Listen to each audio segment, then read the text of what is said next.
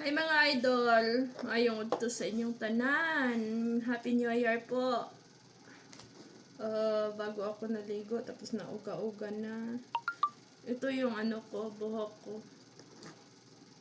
Ito yung buhok ko.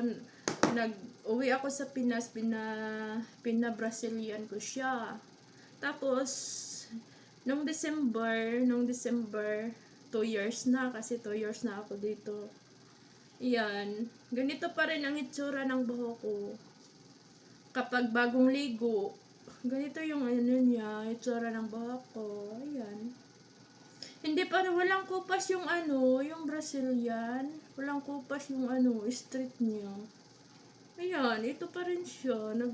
Ang taas na, 'di ba? Oh, ang taas na, 'di ba? Ayan. Magtayo nga ako. Wait lang. Manipis nga lang kasi lagi nang lagas, di ba? Oh.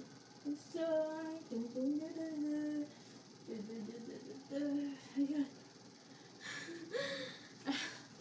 Alagang olive oil lang yung ginamit ko at saka head and shoulder at saka conditioner.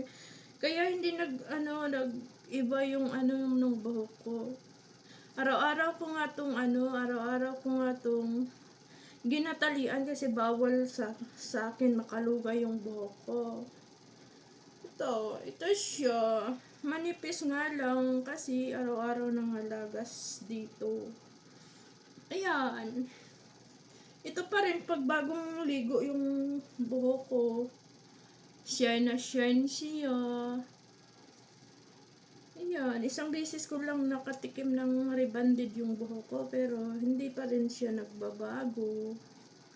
Promise, legit po, olive oil po yung ginagamit ko. Tuwing maliligo ako, binababad ko siya ng 10 minutes bago ligo. Ganon. Hello guys, thank you for watching. Kaya alagang olive oil yung buhok ko. Yan, thank you. At saka nilagyan ko pala ng Mismar yung olive oil. Tapos naubos na yung olive oil ko. Ayun, ito pa rin yung buhok ko. Tsinta. Kapag bagong ligo, straight na straight. Pero pagkabukas nito, na siya.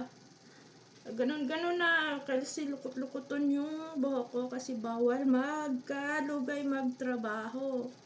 Dito lang ako sa room ko magganito pagkatapos ng maligo. Bye-bye! Thank you for watching. Olive oil po sa kalam.